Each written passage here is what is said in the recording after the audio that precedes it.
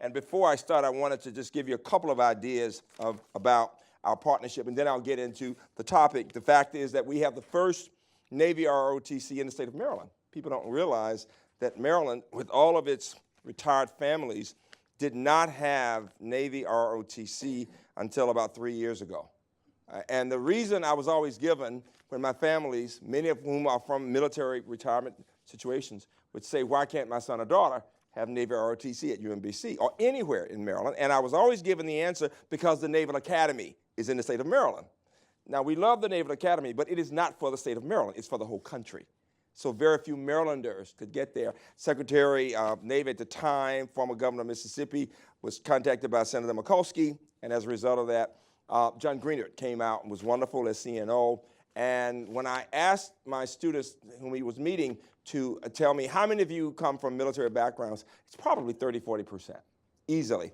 Now, we are known for both international and domestic diversity. So as I said, we have students from 100 countries, many of whom are first-generation Americans. And I assume you know that in our country, perhaps the highest achieving group throughout the 20th century were people who came to America from European countries, often went to the Harvard for people who weren't rich, City College in New York or Brooklyn College, and they went on and got the Nobel Prize. Why? Hunger, intensity.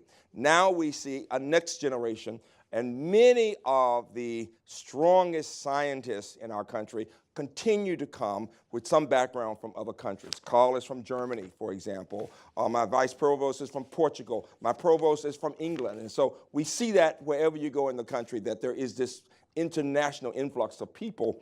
And one of our challenges is that, whether we know it or not, fewer and fewer people who were born in this country across races are going on to become scientists, and the larger proportion of those who are coming from other countries. Now, we value people from all over the world, no doubt. And so think of my campus as one that is looking at international diversity, attracting people from other places, while at the same time finding ways to help more women in technology, more underrepresented groups, blacks, Hispanics, and others, to succeed in these areas. And so with that context, think about this. We've been doing a lot of work with Office of Naval Research. In fact, one of your researchers came to be my chair of physics 25 years ago, Jeff Summers, and he went on to be Dean of Science, helped us build it and bring in large amounts of money, hundreds of millions of dollars. We are in the top 20 in funding from NASA right now, for example. And it was because of the work with NASA we could get a major new facility that cost a lot of money. Secondly, we've looked at your framework, your Naval Research and Development Framework, and your priority on information and cyber and spectrum superiority fits well with what we do on our campus. We produce 1/3 of the IT graduates in the state of Maryland. Straight up, 1/3. And that's undergrad through PhD. And presidents like to brag on his graduates. So APL, Applied Physics Lab, which is about 60% of Hopkins, the head of APL has his PhD from UMBC in computer science. The head of data science at APL has his PhD from UMBC. The president of Clemson has all 3 degrees from our place. So I can go on and on with high quality people, but most important, we have as a part of our mission, connecting with national agencies throughout the corridor. We talk a lot about the Baltimore through Northern Virginia corridor. And so whether it's NASA or NIH, as you might expect, our one data point that distinguishes us from all others, and if you look at the TED Talk that I've given, or at the 60 Minutes piece on my campus and our program for kids of color, you will see that we have become the leading producer of African Americans who go on to get MD PhDs. In fact, we now have it from the NSF. We have produced more blacks who've gone on, in a predominantly white setting, who've gone on after the bachelor's from us to complete MD PhDs than any university in the history of America. Give my faculty a round of applause for that. It's a big deal. It's a huge deal at a time when we have so few.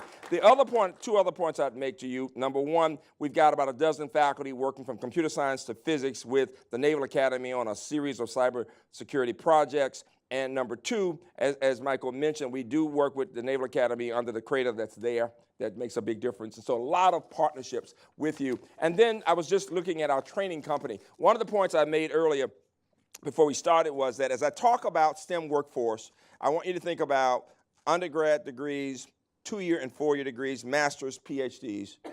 But I also want you to think about what's probably most innovative in this time in our society. And that is, we've gotten away from being so cookie cutter, I would call it, in terms of that bachelor's, undergrad, bachelor's, in that way. And we're thinking also about workforce needs that can be met through people who take certificates, more than ever. So we're working with everybody from IBM to T. Rowe Price to DOD. And so we are very proud to be training large numbers of veterans who come through our training company in Howard County. I mean, thousands of people, many of whom are veterans. Others might have a degree in humanities, and they're interested in cyber. And so we have all kinds of programs. The gold standard is an 11-month boot camp in cyber to produce a cyber analyst. And what you'll appreciate is this is somebody who may have a degree, may not have a degree. A lot of the veterans don't. They just got that discipline. And some have had some background in computing, others have not. But here's the point. You go through the 11 months, you get a job, average salary within a short period of time, about $85,000 without a college degree, okay? Or with a degree in something else that's not. So there are tracks or approaches one can use, and DOD is using us a lot to produce these cyber analysts. And I was just talking with my folks, and so we're also doing this in partnership with the Navy Cyber Warfare Development Group. And we have these cohorts of people who go through, hey, how you doing? Good to see you. All right, good to Larry. Yeah, for sure. For sure. Larry, interestingly enough, as a researcher, invited me a year and a half ago to come here. I saw that. And I know you're no longer here now, but he's done a lot to support my campus, and I appreciate it. I didn't know you were going to be here. I actually had that in my notes to say that even before I saw you, all right? Because you helped us out a lot. But the point I want to make is that we take these cohorts of 12 to 16 people, put them through 10 months of training, and they get this cyber analyst degree, and they are being hired in large numbers. So think about that as we talk today. Now what I want to do is give you a sense of historical perspective. Michael mentioned the 1963 period. Most people don't realize, as we think about STEM workforce, that we have to go back a moment and realize that only the percent of Americans who even thought about the notion of college and workforce. You know, today we assume, most of you are so young, when I was with the Obama Commission, when I chaired the Commission on African Americans and Educational Excellence, we went back and looked at the data, and one of the points that was very interesting was that in 1963, you'd be surprised how many people were not around. Maybe you won't. What percent of Americans do you think had not even been born in 1963? How many of you were not in the world in 1963? That's disgusting. I want you to know that, right? To somebody older, it's disgusting, all right? But what percent of Americans do you think were not even in the world in 1963? Take a guess. 65. 50, 65, anybody else? 2/3 plus of Americans have been born since 1963. So when Michael talks about 63, or when some of us can remember Sputnik and the idea of Russian superiority and all of these NSF programs to get more kids interested in math and science, and when I went away to work at a Tuskegee Institute in the summer as a high school kid, it was because the idea was everybody was so worried somehow that Russia was going to be technologically superior and get to the moon, do all those things before we would, okay? Now, what percent of Americans do you think had a college degree in 1963? Take a guess. 10%. I heard somebody say 10. Anybody else? Now, don't let me leave you saying you're risk adverse. You can only become innovative if you're willing to take a risk and try it. 25? Just tell me what you're thinking in the back. What do you think? It is actually 10%. At that time, everything was broken down into black and white. We didn't look at all the other groups. Black and white TV, right? Most people don't realize. When I tell my students that was black and white TV, they say, what do you mean? TV's always been in color. No, it was not. No, it really was black and white. And the census, everybody talked black and white. So if 10% of Americans had graduated from college, what percent of whites had graduated from college? I heard 75%. Yeah, 20? Anybody else? Come on, guess. 12. There's a reason. Why am I asking you to guess? Why am I asking? And this has everything to do with STEM education. Why am I asking you to guess?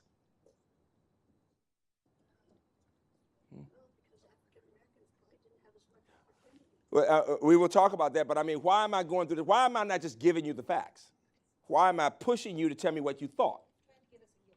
Trying to get you engaged. Okay, exactly. And because if you think about it and you thought it was 20% and you found out, in fact, it was only 11%, you will not forget it. But if I just talk, you will be with me some and not with me other times. In fact, when the president of Stanford asked college presidents the question in recent years, how long can college students connect, be engaged in a lecture with the lecturer before they begin to fade out? 30 seconds. He said 30 seconds. So he's telling me already, he's left me already. Wait a minute. What do you think? 10, 15 minutes. Anybody else? 20 minutes? You should have, it's a range. It's actually only 8 minutes. Only 8 minutes. Now, if you are a well-educated, disciplined adult, how long can you engage before you begin to fade out? He said 30 seconds still. Well, you can tell he's left here. He could be ready. What do you think? It is. A neuroscientist, NIH will tell you 20 minutes. Now, it doesn't mean you don't come right back. It just means you'll think a minute about what you're going to have for lunch. And then or what you got to do at home, right? And then you come back. Why am I telling you that? It has everything to do with teaching and learning and the idea of STEM. But you got the 11%, going back, 11% of whites, what percent of blacks? 2 to 3%, okay? Today, what percent of Americans have a college degree? I heard 50? 18. I heard 18? 40? 35? What you get from that is that people have different ideas, right? Actually, we just got to 30%. Now it's broken down by all groups. And why am I doing that? If you're going to talk about performance and workforce, you have to disaggregate the data by gender, by race, by income level, so you can understand who's doing well, who's not doing well. Because if you, as a mathematician, I will tell you, if you don't state the problem clearly, you can never solve the problem, okay? Or whatever the challenge is. So if it's 30%, what percent of whites today have a college degree? 60%? 35. 35? 45. It's actually only 37%. All right. What percent of blacks? About 20%. What's the fastest growing group in our country? Latinx, Hispanic, right? What percent? It's only 15%. What is the highest achieving group in America, barring none, in science and technology? Asian. People get cringe when I ask the question, but it is the truth. And I'll give you a reason for that in just a minute. Now, what percent of Asians? It's about 55%. Okay? You put it together, though, literally 2/3 of Americans today don't have a college degree. Now, when I say that to any of my friends, they will say, that couldn't be true, Freeman, because everybody I know has a college degree. Duh, we all are around people, lawyers are around lawyers, admirals are around admirals, right? Teachers are around teachers, but plumbers who make pretty good money are around plumbers, right? But it shows the divide in our country. So while I can tell you in the 60s, 2/3 of Americans, 90% had not gone to college and didn't expect their kids to go to college until 1965 with the Higher Education Act, right? College was thought of for very privileged people. Today, we still have that only about, not just about, over 2/3 still are still wanting their kids to go to college, though, but we've not seen success in that many families, all right? So many people are still first-generation college. How many of you in the room are first-generation college? Either. Good, so it's always great to see that. And I always tell Americans, tell your story because others need to know it. Because when they say, well, she did it, he did it, they will do it too. Now, one more question. How many of you have heard of the GI Bill? I would think so, right? Who fought the GI Bill when FDR proposed it in 1944? Who was adamantly opposed to the GI Bill? They said, if you put those veterans into the universities, Higher education. who in higher education, though? That's a very good answer. University presidents. That's excellent. You get an A. You really do. You don't think a lot of us do. Yeah, it's great. But you're absolutely right. The presidents of Harvard and Chicago led it, the most broadly educated Renaissance men in the world. And they were not bad people. They were products of their time and their environment. And what they said was this: if you allow veterans into the colleges and universities, the colleges and universities, will become academic hobo jungles. Now, there's the time, 1944. Just as when FDR proposed the Social Security Act, wealthy people said to him, you are an enemy to your class. Just 10 years before, okay? That's the sensibility of those times. What was the point? That wealthy people thought, and you're talking that top 5% or something, thought that regular people who were not wealthy, quite frankly, shouldn't have any kind of Social Security on one hand, but on the other hand, that college was not for them because they'd never seen it. It wasn't that they were bad people. Now, you take that. So what happened was, in a matter of several years, 2 million veterans went to college and did superbly. and moved into the middle class and began that workforce idea. So I tell you that because it was because of that movement in the 40s and 50s from the military that Americans began to believe for the first time that regular people, it was mainly white guys, but there were some women and some minorities, but that regular people could go to college, move into the middle class, and help the economy. So by the time, if you take that with what happened at MIT during World War II and all of the idea of research, obviously, and the big deal about connecting our defense to research, you put those two together, you get to the 60s, you got the Higher Education Act and the Pell Grant Act, because the reason people weren't going to college is nobody had the money to go to college. And so all of a sudden, that was the way they could do it. So we began the workforce, we began the idea of college, and we've moved now to having 1/3. Now, with that said, here's the big challenge. Now you get to STEM education. More people are interested in STEM than we could possibly imagine. When I chaired the National Academy's Committee on Underrepresentation in STEM several years ago, it did not surprise us that only 20% of underrepresented groups, African Americans, Hispanics, and Pacific Islanders, only 20% of those people who started with a major in science and engineering graduated with a bachelor's in science and engineering. But here's my question. What percent of whites in America who begin with a major in science and engineering graduate with a degree in science and engineering? 40%. I heard 40%. It's only 31%. Only 31%. Okay? What percent of Asians graduate? Believe it or not, normally somebody says 90, all right? But actually, it's only 42%. What percent of blacks and Hispanics? 20%, whites 31%, and then 42%. So I can tell you without a doubt that literally almost 70% of Americans who begin with a major in science and engineering will leave it. Now, I'm including in that even pre-med, because usually one gets a degree often in one of the sciences. And my big line is that large numbers of the people who start off in pre-med will leave it and become great lawyers. And I said that at NIH to one of the most prestigious, to all the directors, and a very prestigious attorney there said, "You just told my story." She said, I went to the most prestigious of all universities in the country. I had perfect SAT. I'd never made a B. I got a C in chemistry. I went home and told my parents I love the humanities. Okay? It happens all the time. And I am not being disrespectful of arts, humanities, and social sciences. We need those disciplines. We know we do. They make us who we are.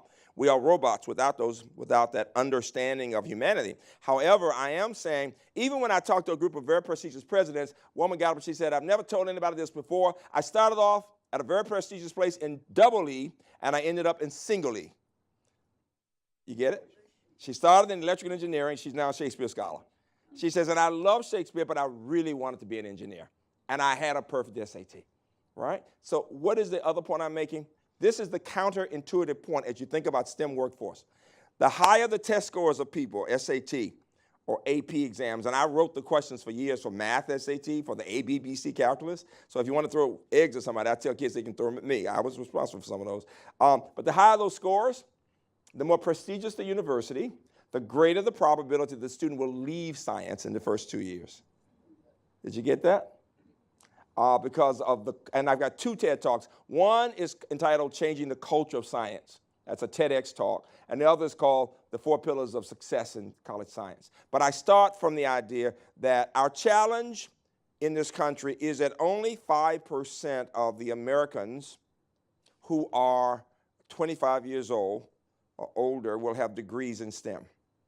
In Europe, it's almost 11%. India is creating hundreds of additional universities, heavily technological. We constantly are hearing about Russia and hacking. Russians are far more, I'm going to say something, and I love my country. Get this, I love my country, but I'm going to say this. Russians seem to be far more successful in educating women in technology than America. Nobody wants to say it, but in the 1980s, we had gotten up to 36% of the computer science majors being women. We assumed that by now, a time of enlightenment, we assumed, we'd be at 50%. What percent of Americans today, if it was 36% in the 80s, what percent of American women today are what percent of all the computer science majors in America are women today? 15. About 18%. We've cut it in half. My own theory, we have a Center for Women in IT on my campus. And I chaired, I directed the Nsf Advance Grant. Do you know the Advance Grant?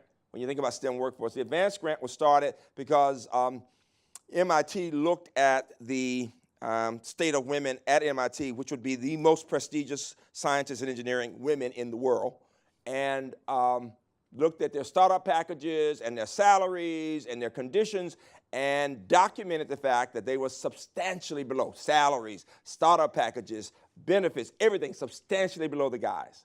Was it that people were being jerks? No, it was a structural problem. For example, women tend not to know how to negotiate, how to push. The guy will come in and say, this is what I've got to get. The woman so often would be trusting and say, I'll take what you give me. This is good. I'm glad to be at MIT. And as a result, there was this big gap. So NSF started a program 15 years ago to change the culture of institutions, and we got one of those grants, and good grants, about $3 million. Because when my campus looked at the situation, the men, my colleagues, said, well, we're in good shape. We're doing fine with women. And you look over in science and engineering, you see plenty of women. Yeah, but the women said to me, women in science said, do for faculty, women, what you've done for minority students. Don't use anecdotal information. Do the analysis. Use analytics. Look at the trends. Disaggregate the data. When we did that, yes, there were plenty of women over there in science and engineering. However, only 12% were tenure track or tenured. The rest were technicians. They may have been instructors, which was good. But the people in power, 88% were men, okay? So we went for one of those grants, we got it, and we worked to change, and now we've gone from 12% women to about 35%. So it's better than it was. Still not where it should be. And we've had people to become chairs. My dean of engineering, first woman ever, had come up through chair of biochemical engineering, was just stolen to be the dean of engineering at Virginia Tech. So I'm happy for her, not for us. I will tell you, though, her daughter could have gone to MIT or Virginia Tech or UMBC. I got the daughter. They got the mother, all right? Not a bad story, all right? All right. But I tell you that to say, let's look at women, let's look at people of color, let's look at students in general. I'm saying take out gender, take out race. I'm saying for students in general, guys, women, all races, 2/3 who start don't make it. Why? Because we assume that most people are not supposed to succeed in science and engineering. What do we call the first year of science and engineering in America? Weed out courses. How many of you know somebody who started off in science and engineering and changed their majors? Raise your hands. Most people do, all right? And a lot of very high achieving people do, okay? So there are two things I would say to you. Number one, if we're gonna talk about STEM workforce, clearly there are challenges in K through 12. Our report said, and we had faculty from Harvard and MIT to the University of Texas El Paso to Miami-Dade Community College to Howard University. So we had all kinds of faculty, scientists looking at this. The first thing we do when we realize that most people don't make it is to say it's somebody else's problem. So usually universities will say it's the high school's problem. They didn't prepare them well. The high schools say it's the elementary school's problem. The elementary school says it's the family's problem, and the husband says it's the wife's side of the family. We tend to blame, everybody blames somebody else for these things, okay? Now, why do I tell you that? For this reason. Number one, what we decided to do was to look in the mirror at the culture of universities. And what we said was, yes, we need to prepare better teachers. We need to work more on K through 12 partnerships. We're doing a lot with that. There was a Washington Post piece on UMBC in the last few weeks on the success we're having in inner city Baltimore, working with Northrop Grumman in math and reading, because at the heart of all these challenges will be math and reading. We know that. And discipline to get the work done. But the key is that, with that said, here's the challenge. If we look at the undergrad experience, we will realize that for most places, we've been doing the same thing for 40 years, 40, 50 years. The same lecture where most people, big lecture, some TAs, and 2/3 of the people get a C or below, and they got an A in something else, humanities, and they change their majors. And yet what we're trying to do is, so what we decided was that while we do need to work on K through 12, the low-hanging fruit in America is at the undergrad experience. When I tell you that large numbers of the people who have gotten 4s and 5s on A, B, and BC calculus end up not doing well in math and science, we have a problem. Because those are reasonable tests. The students have the ability to make it, and that's why I say we have to change the culture. If you've not read the book, The Geography of Bliss by Eric Weiner, I recommend it to you. He says this, he's about culture. He said, culture is the sea we swim in. so pervasive, so all-consuming that we fail to even realize it until we step out of it and look back at it, okay? And I'm suggesting that as a country, Office of Naval Research, all the universities, all the national agencies, we've got to step out for a minute and say, okay, where are we? We've been saying some of this stuff about workforce, about diversity for decades, and the numbers are not increasing substantially. And I would say several things. While chairing that commission, I got all the data. Let me give you another data point. What percent of the scientists at NIH, where you have health disparities and cancer research, what percent of the scientists at NIH would you think are African American? Take a guess. I heard 10%? 5%. 5%? Anybody else? It's under 1%. Even in the Health Disparities Institute. And for Hispanics, it's about 3%. Now, I'm not telling you something I haven't said to them there, and I'm working with France and Collins and all, because everybody's trying to make a difference. No, it's not about somebody being a bad person, not about somebody being prejudiced. It's not that. It's that we have structural issues that we have to deal with, okay? Name the national agency in America where even 1% of the scientists are African American. Which one do you think it is? There isn't one. There's the point. Not one. I said to the president, to the former president, Mr. Obama, I think it's easier to be the president of the United States than to become a tenured scientist at a national agency. And some people laughed and others said, you know, it's something to think about. Think about it. That's how challenging STEM workforce is, because the Hispanic numbers are not much more. And if you look at where the demographics are going in our country, and you look at the large percentage who will be Hispanics first, and you're talking about 40% of the population who are not moving up. And it's not that everybody has to get a PhD, but the numbers of PhDs will tell you something about who's coming after that, because you got to have some people to lead the effort. What is really challenging is that when looking at those two populations, Black and Hispanic, for African Americans, you look at the top 10 institutions producing PhDs, I mean, bachelor's degrees who go on to get PhDs, and except for my campus, which is still predominantly white, heavily of color with Asian and Black and Hispanic, 50-some% white, the fact is we're the only one that's not an HBCU in the top 10. Now that is appalling, because 85+% of Blacks are not in HBCUs. Now, still understand something. That means the top 10, you've got Howard and Hampton, my alma mater, and some others who are doing fairly well, but nobody's doing so well. If you ask me the question, which institutions produce the largest numbers, I would say it'd be predominantly white. But what happens is you only have 1 or 2 per institution. But there are 4,000 institutions. There are only 100 HBCUs. You get my point? So the point is, every place has 1 or 2 exceptions. Kids who make it in spite of, or maybe one faculty member helped them, but no place other than ours has even 5, 6, 7 per year. In engineering, we can break it down. In the life sciences, added to my campus would be University of Florida and University of Illinois, Urbana-Champaign, my grad alma mater. They've gotten in that number. And in engineering, Georgia Tech and MIT are in that engineering area, towards the bottom of that top 10, but they are there. So they are doing some things. And one of the points I'm making to all the agencies is find the place that are producing students and build on that success. Because if a place is producing 10 or 15 right now, what can we do as incentives to double those numbers? You see? But what we tend to do in science policy in America is always start something new and try things, and we just keep sprinkling things around.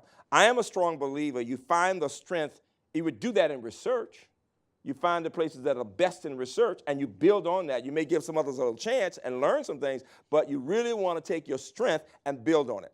And there are about 25 institutions in the country. Now, for Hispanics, what institution in the country is the largest producer of Latinos who will go on and get PhDs? What do you think?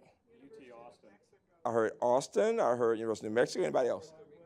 It is my rest. I mean, Puerto Rico is by far way ahead of anybody else. In fact, those 3 campuses in Puerto Rico are ahead of everybody else. The number 1 place mainland here is Berkeley. But let me tell you how stunningly different they are.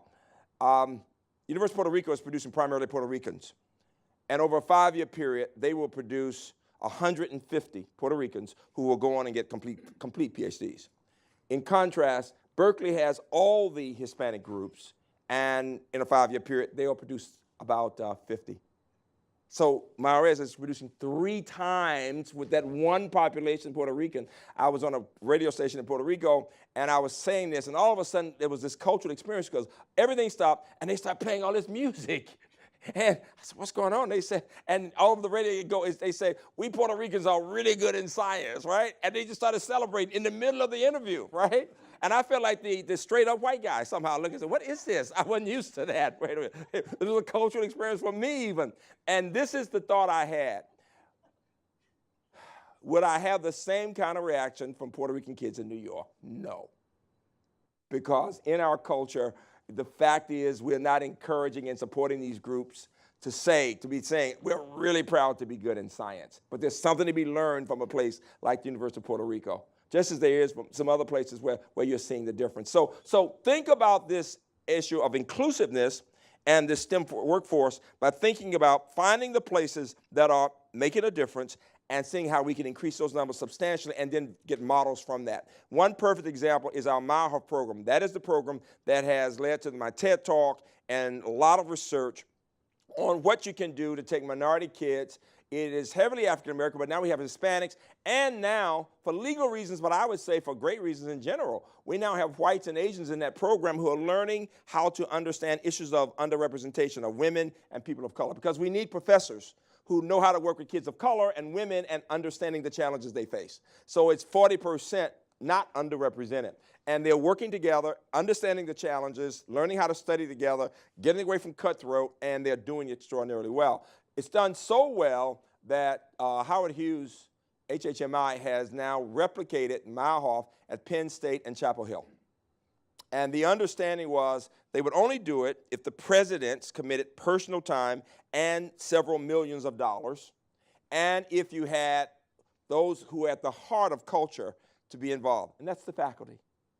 Not junior faculty, but some of your most successful tenured faculty. And that has made the difference. And that means, and they're doing it, we're doing it as a true experiment. There'll be a big piece coming out in the article very soon of the success we've had in faculty coming back and forth to my campus, mine going down there, similarly with Penn State and Chapel Hill, but students working together. And it's about teaching people how to work in groups. If you look at the 60 Minutes piece on the Mauhoff, probably the most shocking thing in it is that during the summer for these students who come into the freshman year, we take their phones away. I cannot tell you how many hate letters I got from people saying, how could you be so mean as to take their phones away, right? And what the response letter said was, I didn't take their phones away. We asked students as they finished the bridge program, what could help you to be more cohesive as a group? And they said, take their phones away. Why? Because when freshmen go in that summer, they're talking with their friends and their mother all day long. They don't get to focus here because they're still outward, right? Now, in the weekends, they had their phones, but it made all the difference in the world. It forced them. It's something you do in the military. And when you force people to be with each other and learn how to depend on each other for emotional support and everything else, it's the same thing we need to be doing in STEM. Because right now, it's every person for him or herself. And that doesn't get it. It really doesn't. And when faculty talking about culture, one practice, and it's amazing. In grad school, I probably never made above 55 on any test, on any final, and yet I got all A's. Why? It was the highest scores that got the A's. You didn't have to have 100. It's just that you do better than anybody else. So when you grade on the curve, though, you discourage people from working together. I'm not going to tell you what I know because you may not tell me what you know. And so we're not going to work with so much together because I got to keep this secret to me so I can get that higher grade. Because rather than talking about a standard that you come up to this level, you're just talking about how you get more than somebody else, which is a challenge in the scientific community, particularly at the grad level, but sometimes at the undergrad level. The other thing that I would say to you, and I want to go to questions, is this. What we've done is to redesign courses.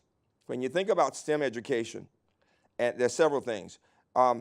Courses, faculty need the time and professional development to look at 21st century approaches to teaching and learning. And the least effective way is for somebody to get up there in a big group and just talk on the board. I mean, for many of my classes throughout my education in math, I saw the back of people more than I did the front. Because you're writing from one side of the board on a proof to the next side. And when I was at Illinois, and I would say, I see how you got from step 3 in algebraic topology, but how did you get to step 8 without the other steps? And the answer I normally got was, isn't it obvious?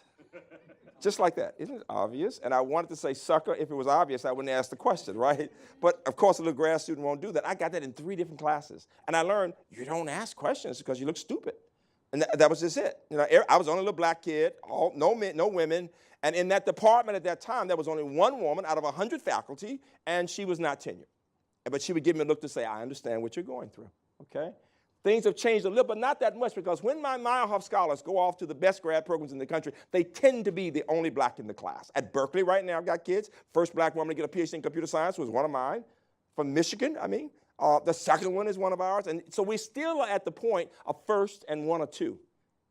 For women in some areas and for minorities in other areas. But the idea of course redesign to give people a chance to change the performance of students. If you were to ask me, if I go to the board, some of you are anybody in math here? Anybody in math here? How many of you are scientists? Okay, so you'll appreciate this. If I go to the board and I put up a proof in differential equations, and somebody says, that's brilliant, and I'm very comfortable without notes or anything, and then I give you a test on it, and all of you fail it, did I teach it? No. And yet, in 50, 60% of classes, people get well below C's in a lot of classes, and it was just thought it was taught, they just didn't get it. So I'm talking about the culture. So on my campus right now, we are looking at ways of analyzing. Analytics is the name of the game. Big data and data science and analytics. Got to look by group, how they're doing, and then across sections, not because we want to point fingers, but because you want to say who's being most effective in helping students to succeed. And what I'm telling you is that any funding for helping in STEM workforce has to be accompanied by expectations that people will say, what difference does this make? So whether it's about changing the course and redesigning the course or helping the teachers or about financial support for students, that's the other piece. In American science policy, we understand that grad students need support. But more and more programs do not help undergraduates. Now, if somebody is very poor, they can get a Pell Grant. The problem in American society is that middle-class people don't get federal support for just going to college. You know, and there should be, I would argue, programs, even if it's paid back through work and through service. You know, we've got a scholarship program for math and science teachers where we're helping them, and the idea is that they will serve in inner city schools, in middle school. You see, we need more programs that will talk about, I mean, NSA has been the most enlightened to me. They have been giving us money for women and minorities in math and cybersecurity in those areas with the idea that some of these students will come and serve. Now, and what I will tell you is internships, when you talk about STEM workforce, and you know part of this, the best way to get people to get into public service, whether it's at the state level or federal, is to have students involved in the work well before they graduate, to see that real human beings work at ONR, for example. We've got some examples of people who work in some parts of it here, but who also get to see the nobility of the work. I mean, why do people go to the military? Why do people work in the Navy, whatever? It's not for money, right? But it's the idea of serving one's country and using one's STEM skills. There's something about that can be very inspiring when you get around somebody like that. So I would argue the more you can get, and that goes to my TED Talk, high expectations for students and for ourselves, building community. It takes researchers to produce researchers. I've never seen somebody become a great researcher if they didn't get a chance to see how it's done in the lab. So for us, a lot of our students will publish in referee journals while still in undergrad school. And many of my freshmen come in, not many, but a number come in having worked at NSA for 2 years before they come to me. So some of them are already moving to security clearances when they're 17. And they are doing math and cybersecurity problems in their residence hall sometimes. And it makes all the difference in the world. They already know they want to work at the agency because they have been inculcated into, and a lot of their parents work there, right? And so I would argue the more we can pull people into that work early, from the last part of high school, and I would also argue that those who are doing the best are the ones we ought to pull in as soon as we can. We can work with others. You cannot make it in engineering if you didn't get through a strong course in pre-calculus, and you really should have calculus to make it in engineering in college. And I mean, and anybody who thinks differently, and unfortunately in minority groups, we tell people standardized tests don't count. That is silly. That is absolutely silly. And what I say, just for the pre-meds, who wants a physician? You're on the operating table. The doctor comes in and says, I love people. And my grade's okay, but I couldn't pass that test, but I'm going to cut on you. It ain't going to happen, right? Well, that's true in cybersecurity. I mean, in any of these areas, you've got to know there's a certain level of competence. It doesn't mean that the one with a perfect score is going to be better than somebody with a 700 math SAT. There are ranges, but there are minimum levels that one has to have, and we see it in the test work, in the work. That if you've got kids from Russia and Nigeria and the islands, and they've all had 2 years of calculus in high school, you can't come in there with pre-cal and expect to do as well as they do. You've got to build up those backgrounds. One thing builds on another in STEM. And for anybody who's not in STEM, think of it this way. Your life depends on you're doing longhand division and you never learn subtraction and multiplication. Can't happen, right? So one thing builds on another. So programs that look at how we bring in more kids who may not have that background, and we have a range, but who will give them support. You can do better in the social sciences if the test goes lower, but in STEM, that math score and reading will be critical. And the final point is this. Any institution that's going to make a dent in this area will be rigorous in its analysis of what's going on. Too often with any of these programs, we are warm and fuzzy. But we need to be analytical in saying this is working, this is not. And if it's not working, we need to move the program to somewhere where it is working. Or if it's not working, we need to analyze it, dissect it, and say, if you don't do these things, you can't keep getting the money. We keep just putting money into a hole, and we're not getting the results right now. And I'm thinking if I don't tell it now, I will never tell it. So I want to be as provocative as possible. I'd rather make you angry than bored. Thank you very much, okay? Okay.